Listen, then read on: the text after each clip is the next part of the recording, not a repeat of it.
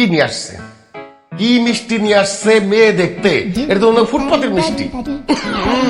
সুইজা দেখো কিরকম গন্ধ পইচা গেছে।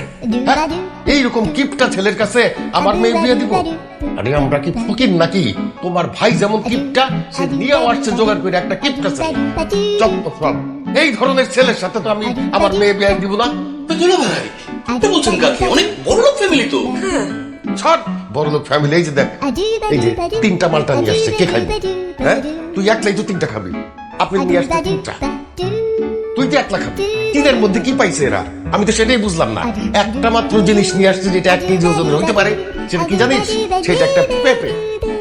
আমারে তুই বল, পেঁপে নিয়া কোন বাড়িতে মানুষ মেয়ে দেখতে যায়? দুলা ভাই এটা আসলে কিপটামি না, একে বলে কৃচ্ছ সাধন।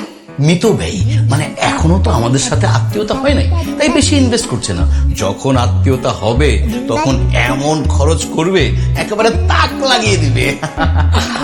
এখন এসব বলে সময় নষ্ট করে তো লাভ নাই। তুমি বুঝতে পারছো না কেন? এখন যখন ওরা এসে পড়েছে তখন দেখে যাক না, তারপর এটা পরে ভাবা যাবে। শোনো, ওরা বসে আছে, তুমি যাও ওদের সাথে গিয়ে গল্প করো, আমি বুলবুলিকে নিয়ে আসছি। এই কামাল, তুই যা তো, তোর দুলাভাইকে নিয়ে যা। আমি নিয়ে আসছি, তুমি বুলবুলকে নিয়ে আসো। হ্যাঁ, নিয়ে আসছি, যাও। আমি যাবো। আরে যাও তো। প্লিজ